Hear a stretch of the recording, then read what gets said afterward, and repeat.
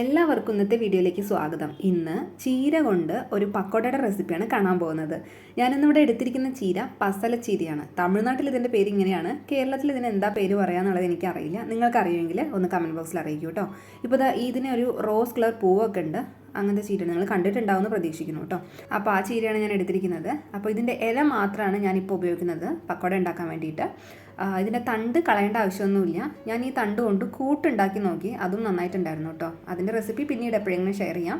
ഇനി ഈ ക്ലീൻ ചെയ്ത് വെച്ചിരിക്കുന്ന ചീര ഒന്ന് അരിഞ്ഞെടുക്കണം. ഒരുപാട് കുനുകുനാന്നാക്കി അരിയൊന്നും വേണ്ട, കുറച്ച് വലുതാക്കി അരിഞ്ഞാലും കുഴപ്പമൊന്നുമില്ല കേട്ടോ.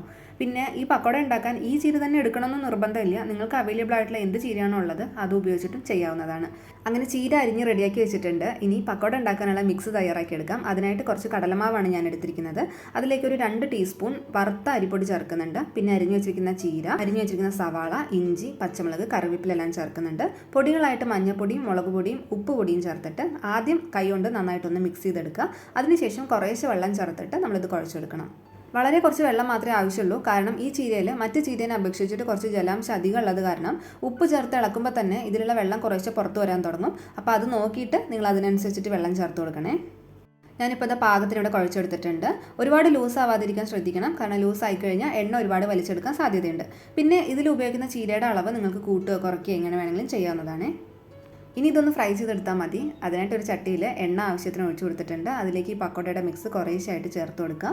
ഈ വെട്ടി തിളയ്ക്കുന്നതൊന്ന് നിൽക്കാൻ തുടങ്ങുമ്പോൾ ഒരു സ്പൂണോ ഫോർക്കോ എന്തെങ്കിലും ഉപയോഗിച്ചിട്ട് തിരിച്ചു മറിച്ചു വിട്ടിട്ട് എല്ലാ സ്ഥലത്തും ഒരേപോലെ ഫ്രൈ ആവുന്ന പോലെ വറുത്തെടുക്കുക. ഒരുപാട് അങ്ങ് ഡാർക്ക് ബ്രൗൺ വരുന്ന വരെ ഒന്നും വറുത്തെടുക്കേണ്ട ആവശ്യമില്ല. ഇത് ഈ ഒരു കളറാണ് പാകം. ഉടനെ തന്നെ നമ്മൾ കോരിയെടുക്കുക.